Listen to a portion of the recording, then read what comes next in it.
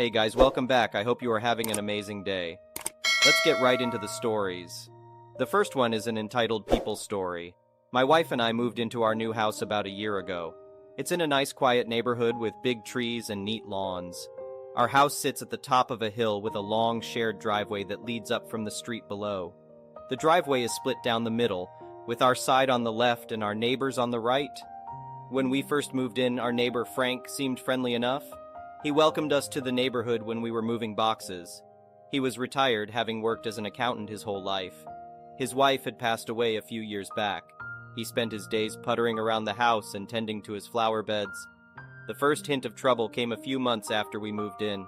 I was backing my car down the driveway when I noticed a new addition, a red and white striped gate stretching across the bottom of the driveway. There was a keypad and intercom built into the metal frame. No one had mentioned anything about a gate being installed.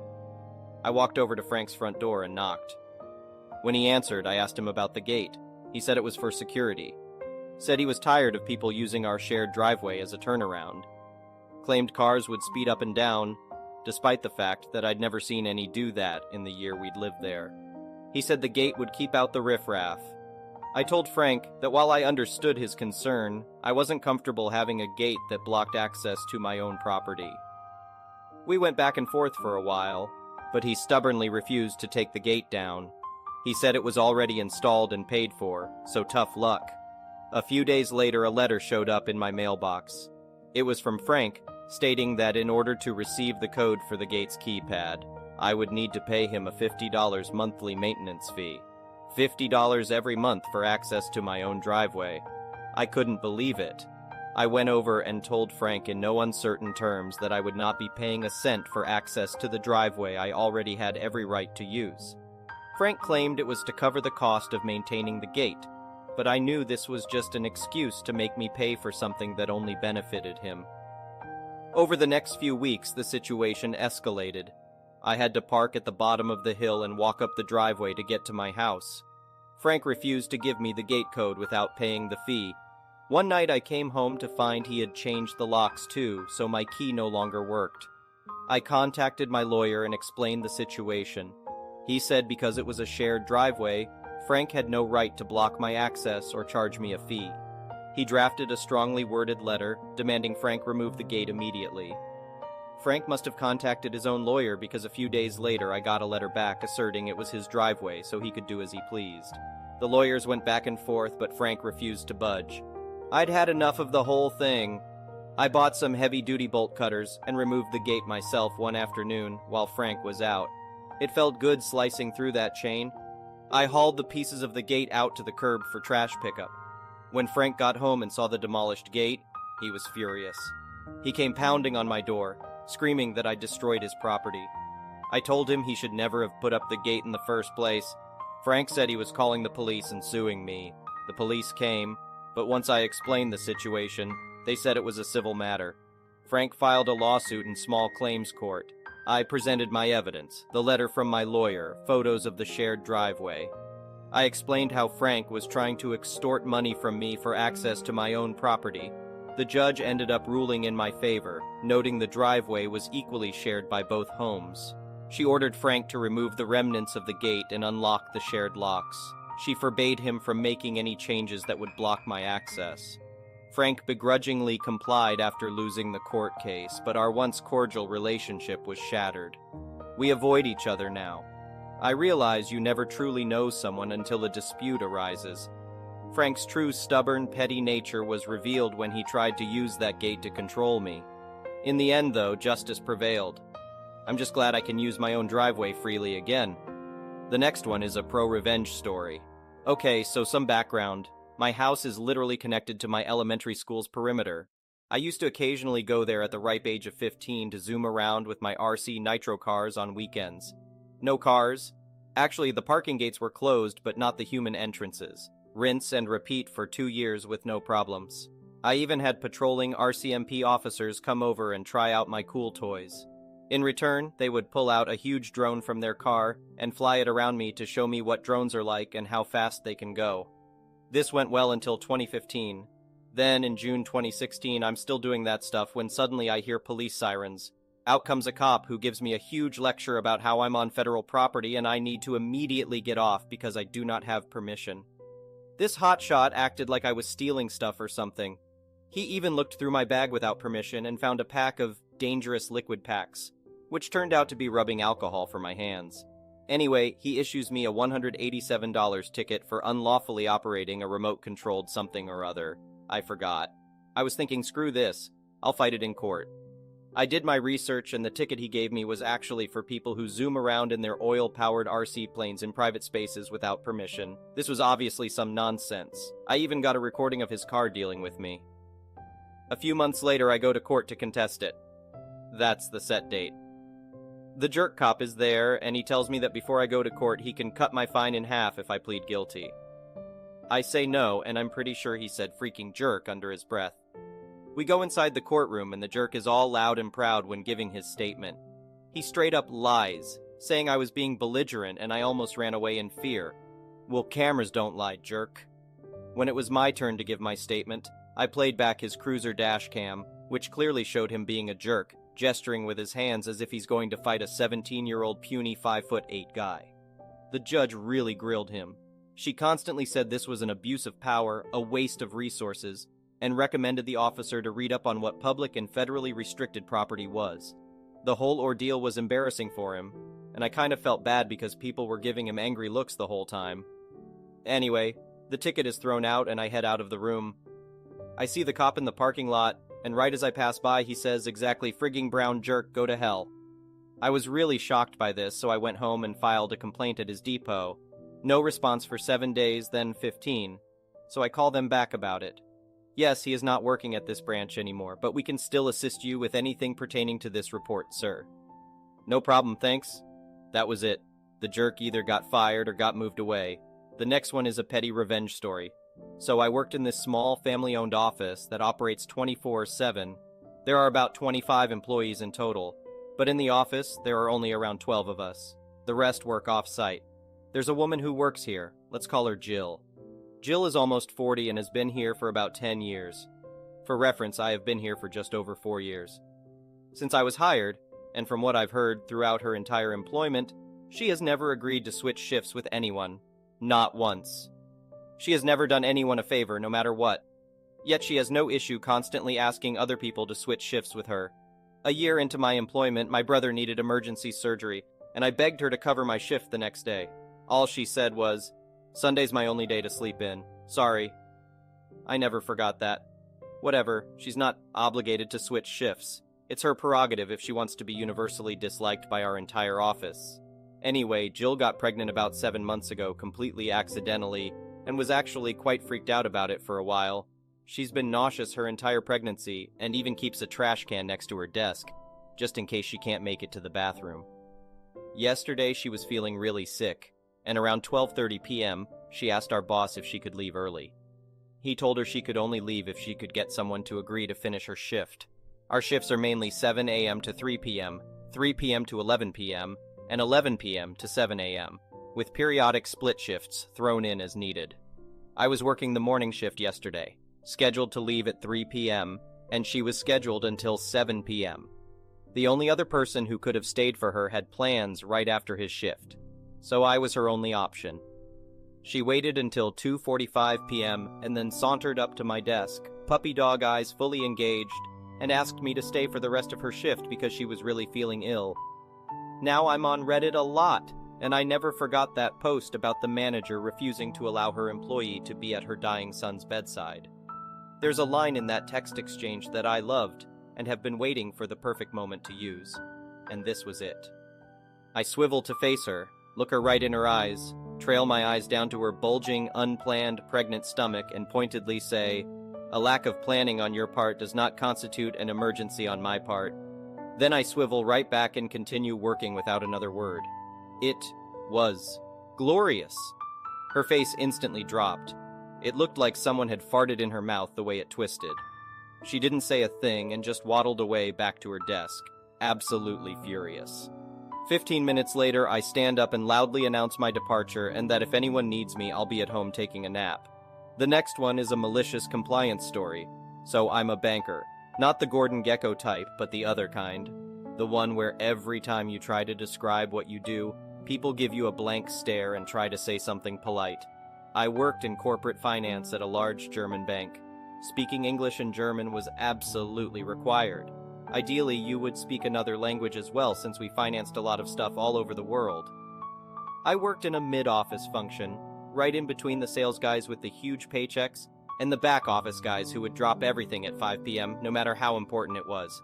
My job back then was to support the sales guys by basically doing their busy work and taking over a deal as soon as it was signed. After a deal was signed and paid out, you needed to monitor it for the whole length of its run, collect documents, reports, balance sheets, and watch out for legal requirements, as well as take part in international meetings and generally be available for everything anyone needs while coordinating all the in-house departments. Basically, I was the first guy you reached when you came in from outside and wanted something to do with the financing in question. We were separated into different product groups. When I started, my boss sent me to a product that was managed pretty badly by a woman in her 50s, who still worked as she did during the 1990s, and this was the late 2010s, and a younger guy who worked with the dedication of a local public servant, or DMV worker, for the Americans. So the product was basically going to waste, and I was supposed to save it. I worked hard for a few months to reorganize everything, having to deal with my older colleague who officially was my senior, while actually not knowing anything, and the younger guy who didn't do anything, but I got it sorted. The boss was happy and sent me to another product. Now, Product 1 suffered because of the people, but also because the older lady was constantly sick. Product 2 suffered because the woman in question didn't speak English very well and made mistakes. That was an easy fix. I set up our in-house systems for them so that they would receive reminders when the contract required it, and those reminders gave them a detailed description in German of what they had to do. The boss was even happier. By this point, I did the major work of 2 products, when everyone else on the team had a main product and worked part-time, like 30%, in a secondary product. I did 100% for 2 products, but since everyone worked very slowly, it didn't stress me too much. So a young colleague decided to leave for another department, and someone had to take his place.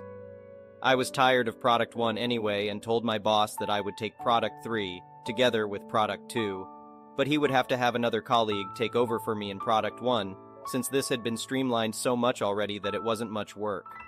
The boss agrees, if I am always ready to help out.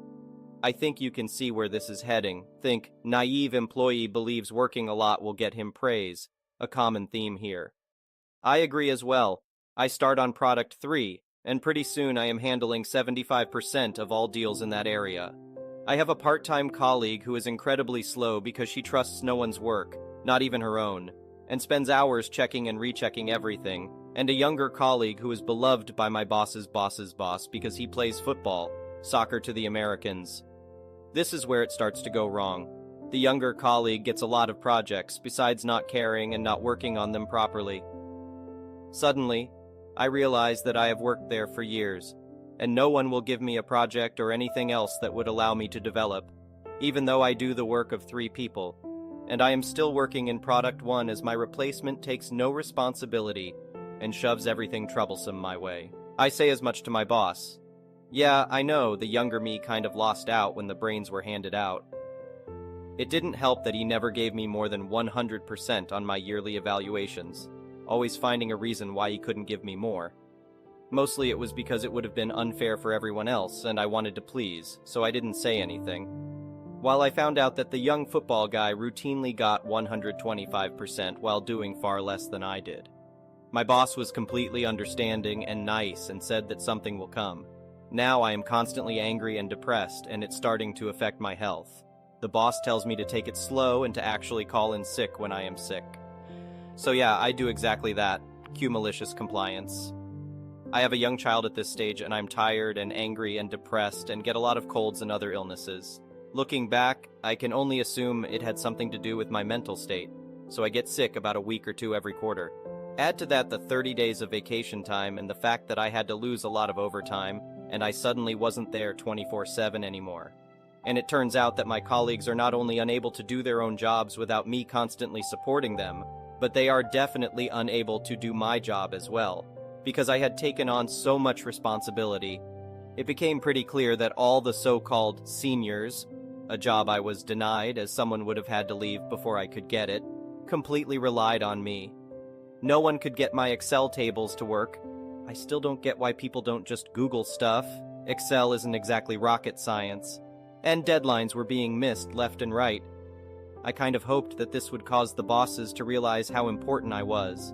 But instead, all the colleagues complained that I was constantly absent, and I actually came back to a very negative place that hated me, and a boss who wrote he abandoned his colleagues in my performance review, even though that sort of thing would get thrown out by any HR in Germany. Cue second malicious compliance. I got really angry and told my boss that instead of blaming me, he should see what I actually did for the team and how it wouldn't even work properly without me. He was polite about it, but basically said they don't need me. I'm just one of the guys there. So I quit, and I am beyond grateful I did. I now have a job in a local bank 20 minutes from where I live, instead of 1.5 hours. They actually care about their customers and their employees.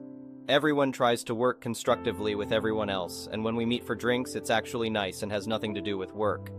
Here, no one gives a damn about education or rank, and it's the first time in my life that I don't dread going to work. The next one is an entitled people story. I was traveling by myself for the first time, and I'm only 18. I booked the aisle seat specifically because I didn't want to be in the middle of two strangers, as that would make me very uncomfortable and conscious. I paid extra for the seat for this reason. When I got to my seat, there was a middle-aged man, I would say around 40 years old, in my seat. Normally, I'm very socially anxious, and this time even more so as it was my first time alone. But there was no way I was going to sit in between two random strangers. So I did what anybody would do, and informed him that this was my seat and showed him my boarding pass. He admitted it wasn't his seat, but that his coworker was in the seat next to him on the next row, and he wanted to be with him. Instead, he offered me his seat, which he said was the window seat. The window seat is my favorite, but costs more. So in my head, I was getting a good deal, and I happily took it. I basically hopped, jumped, and skipped to take the seat and settle down happily. That was until another man, B, came and told me that I was in his seat. I looked at A, expecting him to pull out his ticket showing I was in his seat, but instead, this man literally looked at me sheepishly and said that his seat is actually the middle seat. He hoped I didn't mind sitting in the middle. Not only did this man lie to me about his seat, hoping that the seat was actually empty, but he also expected me to be okay with sitting in the middle. At this point, I'm raging a little. I might be socially anxious, but I'm not a pushover. I told him no. I only agreed because he said his seat was the window seat, and that he needs to move to his seat, or I will call the crew to sort this out. At this point, he just kept parroting the words. My coworker is here. I want to sit next to him. Maybe you can be a sweet little girl and sit in the middle just this one time.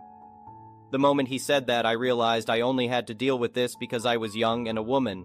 So now I'm livid and immediately call for the crew after repeatedly saying no because, again, I paid extra for the seat. Even when the crew came to sort it out, he wasn't listening.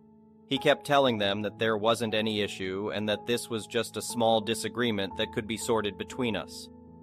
When I informed them what was happening and they requested him to move, he just kept saying, maybe you can be nice and can you please do me this favor? Then he immediately switched to, you know you should respect your elders. Why do you need the aisle seat? You can easily fit in the middle. Turns out the other person wasn't even his coworker. He was a random person who had his earphones in, completely unaware of the situation until it was escalated. At this point, I could not believe the entitlement. I told him I paid extra for the seat, and if he wanted the seat, maybe he should have paid the extra fees, and that since he didn't and I did, I was going to sit in the seat I paid for, and he can deal with it. Thankfully, the crew basically forced him out of my seat and into his, with the threat of him being removed from the aircraft.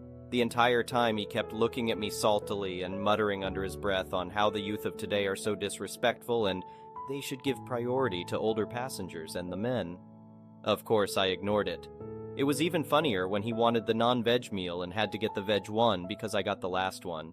He threw a fit about this as well, but I pre-ordered my meal while he didn't, so I was offered it first. At this point, the crew was getting sick of him, and they told him they could give him an aisle seat in a row that was behind us. He obviously jumped at this opportunity. The crew switched him out for this nice lady. Turns out he got the very last row near the lavatory, which is why the lady was happy to switch in the first place.